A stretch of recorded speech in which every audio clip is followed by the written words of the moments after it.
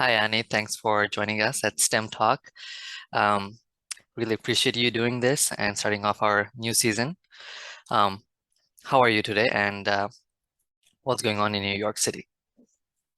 I'm good. The weather was kind of crazy today. It was like very windy, and now it seems to have calmed down, but it's very, very dark. So yeah, I've had a very productive day. I worked like 15 hours yesterday by choice, Okay, not because my boss expected me to. I okay, just good. was excited about what I was doing. And then a lot today, and it's really fun. So So you do what? Tableau, right? yeah, I'm a Tableau consultant. So more broadly, I'm a data analyst, but specifically I work in Tableau. Hmm. The word consultant is a little bit confusing because I work for my company full time. I have benefits, like I have a mentor and a boss and everything. We consult to other companies. Like if other companies need their data analyzed, they bring it to us and we Hmm. consult with them. So that's why the term Tableau consultant. Consult. How did you get in Tableau? Like, what's the story So I started learning data analytics in like the beginning of February of this year. So this year? it's September now, and I didn't even know what Tableau was in the beginning of January, to be honest. But I just started learning it just for Hmm. fun, and I started documenting my learning on TikTok because I thought maybe it would help other people who maybe didn't have as much time and availability as I did to do Hmm. it. And my TikTok started really blowing up, and everyone was like, Annie, It is. you should do this. Like, you seem to clearly love data analytics. You should do it. So I thought about it, and I was like, well, I am finishing graduate school right now, but I wouldn't be able to start a new job until at least September anyways, because of the time to finish graduate school and take my boards exam. And so I was like, might as well just like try job searching and see what happens. And then this is an oversimplification. The job search was not easy, but I did end up then I was putting out some content on LinkedIn, and the vice president of my company saw some work that I had done, and he messaged me and he, said any interest in a position, and we interviewed. It took like a month and a half of interviews and stuff because of like Yeah. vacations and people being out, but they didn't make me to jump through any crazy hoops or anything. It was just a while, and then he offered me a position, and it seemed like a really cool position, and it paid me very well. And so I accepted immediately. I didn't negotiate, nothing. I just said yes, I would love that. So here we are. Yeah, I saw some of your TikToks. You've done way, way better than anything I've ever done on TikTok. I've tried to do the same thing, talk about my journey in data and stuff like that. But I was watching your videos and I kind of became like addicted. I'm like, keep on going. They're so relatable, right? Yeah, I've So been told it's appreciate like it. reality TV for It nerds. is. Thanks. I love being called a nerd, right? Nerds rule the world. I'm also a nerd. Yeah. But it's very impressive that you just joined the industry this year on and you have so much traction. You know, it's very good for you. Second thing is Tableau. I started off with Tableau too. My one was R Studios. I don't know if you've heard of the software yet. Yeah. Yeah, and Tableau. That was also how I got into the industry. I hmm was a senior in college. So pretty similar to you, but you're actually studying something else. Your major is something else. What is that? And what is your board exam about? Yeah, so I got my master's degree in occupational therapy. I have not taken my boards yet. I am studying for them. A bunch of my friends just passed, so I'm feeling a little bit of the pressure. It would be silly to go through this whole thing and then not take the boards and get registered. Absolutely. So yeah, occupational therapy, it's kind of like physical therapy, but yeah, a little bit different. And that is what I studied. I'm really, really good with kids, still really good with kids. I just am taking a little detour with my life, I think. Data analytics will help you anywhere you go, right? Mhm. Okay, I gave you some questions that I do want to ask you, so let's Yeah. dive into them. Um, so let's go into LODs. Question number three is LODs. When I say LODs, how does it make you feel now that you have done Tableau? Yeah, I don't I am curious about LODs. I have been using them. I wrote like a guide recently. My one of my things that I've been doing with coming on to my new job is really documenting everything I've been learning. Mm, And my boss has been happy for me to do that because it helps onboard new people in the future. And so I did a guide on use cases for LODs, and just calculated fields in general. I was initially very hesitant about calculated fields and LODs because it's a lot of logic. I was afraid there might actually be some math. And so I kind of, when I first started using Tableau, I wanted to kind of stick to the, you can kind of just pull pills into the view Mm, without having to really write too many calculations or do any crazy LODs or anything.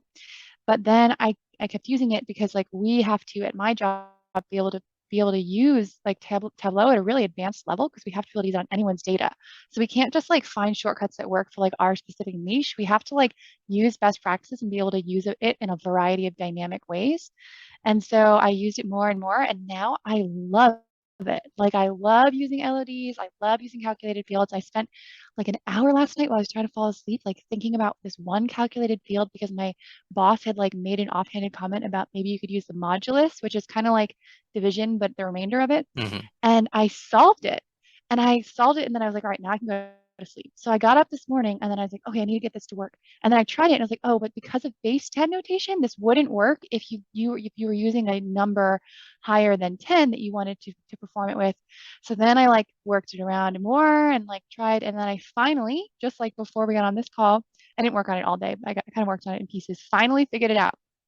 And it's like I was initially so hesitant because I was like, oh, I'm not like a great like math person. I never really saw myself as a math heavy person, but now when it Join the comes to club. LODs and calculated fields, I'm like, you know what?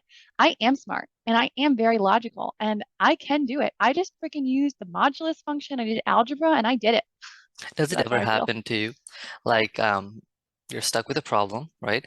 And then you kind of sleep on it, and night goes away, and then you wake up, and in the morning you solved it. Something happens Hmm. in your dream, and then you wake up, you turn on the computer, and you type it in, and there you go, Yeah, voila. most definitely. Yeah. Yeah.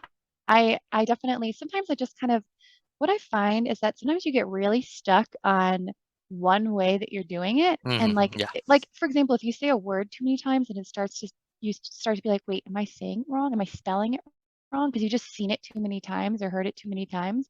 So if you like take a break, go get a nice cup of tea or something and or sleep and then come back to it, your brain can then think about the other possibilities and then you can get it because you're not stuck on that one thing.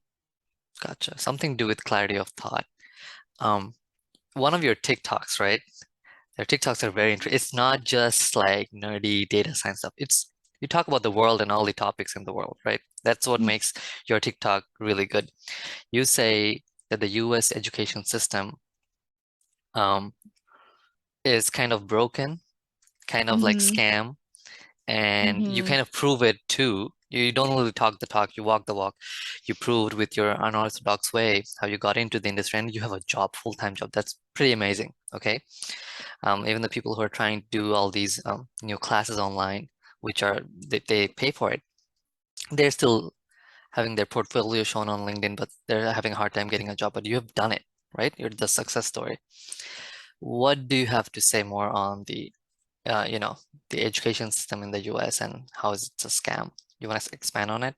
Yeah, I mean, I think that it's in some ways it's broken, in some ways it's a scam. I think that right from the beginning it's broken. So I used to be a nanny in Greenwich, Connecticut, which is one of the richest counties in the country. And so I got to see how, like, even from 2 years old, the experience that these kids are having is so different than the kids in other parts of the country, in New York City and rural Alabama. Mhm. And so you take that broken education system and all of the systemic inequities that everyone is facing, and then you say, okay, so you have to get a college degree, is what every kid is told. You have to get a college degree. So people go and do that, right? And either their parents pay for it or they go into debt to do it. So that's a huge division right there. And our education system is based off of the factory system. Like when we made our education system, it was actually like based off the factory system. So we take from a young age, we take like really critical thinking and like free thought out of kids' brains. And then by the time they get to college, they're like, I don't really know what I want to do because you never let them think about that. You just told them what they had to do. So that's all a problem. But the where it becomes a scam, in my opinion, is when you get to graduate level of education. It's if you want to go into certain fields, they are gate kept. So you gatekeep any kind of nursing, being a doctor, being a lawyer, for good reason. I mean, you don't want to just let anybody do those things, but if you want to be a doctor, if you don't like, for example, I spent almost $100,000 on my graduate education, Mhm. and I felt it was kind of a scam because I feel like I didn't really learn anything. The Same. COVID pandemic did happen while I was getting my graduate degree, but I just felt like my professors were very good occupational therapists. Well, most of them, some of them I don't think so, but most of them were very good occupational therapists, but none of them were teachers. None of them were educated in how to actually educate. And so we had this weekends program. So I'd go in every third weekend and they would lecture at us for like 8 or more hours a day. And it was a lot of lectures. There was not a lot of hands-on labs and then we would be tested on our ability to like regurgitate information. And whenever we would come to our professors and we would say, "Hey, my mental health is really bad. Everyone's mental health is really bad, and I don't feel like I'm learning." Like I did that a lot. I'm a big advocacy person. I was the president of the student government. I started a diversity chapter. I was in the honor society. So I was like a big advocate for like myself and my friends, and I Good. would come to my professors and say, "Hey, we're not learning and everyone's really miserable." Like half of my cohort last summer had to go on medication or start going to therapy because they were so messed up from it. And I just felt like the professors weren't listening because they didn't know how. The problem was to them, it felt like an attack. Like I was saying, we're not learning and our mental health is bad. And they took that as an attack on their teaching, which I understand. But at the same time, I'm paying a lot of money and all you can do is stand up in front of the class with a PowerPoint that you're just like basically reading from. Like, how is this a graduate education? And then to turn around and tell me, well, when I was in graduate school, I did never sleep more than 6 hours a night. Oh God. I'm like, that's not a good That's answer. That is not a good answer. That doesn't make it any better. yeah. You should want to make it better for us. So that, and not everyone's graduate experience is like this, but I think the fact, just the way that the system is and the way that they have to meet so many requirements and the Yeah. way that most graduate professors are not teachers. They are teachers, but they've never been taught to teach, allows their beat to be a very wide range. I've Hmm. heard some people had really good experiences where there was a lot of hands-on learning and they really felt connected with their professors. And then I've heard a lot of people who had experiences like mine where they felt like they spent Hmm. a lot of money to basically get a piece of paper. Yeah. I heard a lot of my classmates say the same thing. When I was in grad school this last 2 years, right? I just moved this summer. I felt Hmm. like and I don't want to be obnoxious about it, or I'm not bragging, but it felt to me that I already knew everything that I was being taught, Hmm. except for the maths, all the stats behind data science. Other than that portion, Hmm. the BI class, Tableau class, R programming, natural language processing, I'm like, you know, I didn't know been any of there, been there, done that. that. And I self-taught myself everything, right? From That's cool. YouTube, Yeah. right? Just like you. So that's why I'm like, Yeah. when I finally found you on LinkedIn feed, I'm like, I have to speak to her. Like, let me do that Hmm. cold mail. Let's see if she replies and we'll do the interview if she does, right? So thank you for doing this. Yeah. Um, but yeah, I also felt like you're paying a lot of money for a piece of paper. And what I don't like is people like you and me are actually interested in the thing we're doing, but the Hmm. people maybe or not, they still get the same pedigree prestige through the paper because they're also shelling out the money. That's what Hmm. bugs me. That's the scam for me. But anyway, I can also speak about being like an international student and we have to do this or else we have no chance of living in the US. But that's a Yeah. different scam. We don't want to Yeah. touch on it this Yeah. episode, That's okay? very stressful. I've heard about that. Yeah. Um, Number five is, was Levels FYI the greatest thing ever created for salary transparency? What do you think? Have you tried it? The website? Yeah, I have tried it. It was very helpful. I found it tricky because like so Mm, when I was trying to figure out what to say in like my job interviews, like when they would say like how much are you expecting? I love levels FI and all the other there's a bunch of different salary transparency things out there now like yeah, Fishbowl and stuff. yeah, Fishbowl's But I nice. did find it hard because the range, I know data analysts who are making like literally $50 an hour, and I know people who are starting at like towards 100K a year. Like that's a huge Yeah, range. And at yeah, first I was like, oh, that must be an error. But then now that I'm in it, I'm like, oh, actually, no, that's really actually the range. So it's a wonderful thing. yeah, it is. It just was less helpful than I wanted it to be for me because I wanted a number. I wanted to just give them a number and say this is what I'm expecting, but it took more research than that. Yeah, yeah, that's good. Never tell your salary number before they the employers give you their salary number. Always make them give you, right? That's the, I actually have a funny story about that. My current employer, so I was contracting and I had just gotten like that day, I had gotten someone to agree to pay me $65 an hour as like a contractor, which was just a number that I made up. And then they were like, yeah, we could do that because I like wasn't doing that many hours. So then when my VP asked me in our first meeting, how much do you charge? Because we were talking about consulting and I was already kind of consulting. I was like, well, that's a great number. So I just gave it to him. I was like, $65 an hour because it was true. It was the truth. And I really think that helped me down the line with when he then offered me a job and like full what time. number he gave me. Because I mean, 65 an hour, if you were to measure that out to over a year, that would be over 100K. I'm Yeah, not making that much. So that I did say a number first in this case, and it did actually work out for me, but that was a kind of a niche case. yeah. Yeah, you lucked out on that because yeah. Yes. Good for you. Good for you. Um, so we're coming to the tail end of the episode because I don't Mhm. want to hold you off. But what what are some things you want to say to kids who are in school or college who haven't found their way yet? What is your advice to them? I when I talk to people who are like in high school or like early college, no one likes this advice, but I tell them that nobody knows what they want to do when Yeah, they're in high school or exactly. when they're 18, 19, 20. And so do not go into debt over Hmm. especially something that you're not sure about. I think that starting at like if you wanted to trade school, that's fine. And if you don't want to go to college, I think that's fine. Like I don't make your decisions for you, but if you are going to go to college, I tell everyone, start at a community college, just take a general range of classes Hmm. until you really do find something that's interesting to you, and then you can walk down that path and see how you can go. But so I just know so many people that like at 18 years old, they're like, oh my God, I need to have it figured out. I need to go to a big school that's, Yeah, $80,000 a year. a And lot it's of like, oh my pressure. gosh, that is not the right choice. And you are going to change your mind in 2 years, and half your credits aren't even going to transfer because you went to a private liberal arts school. So specifically, if you're for people who are thinking about getting into tech, I love my job. I absolutely love it. And I'm so happy that I've gone down this path that I've been Yeah. able to do it. But I've done like 3 career changes at this point, and so I have been able to kind of walk through that. So like I'd say like don't rush into it. Like what you are doing at 20 is not what you're going to be doing most likely by the time you get to 30.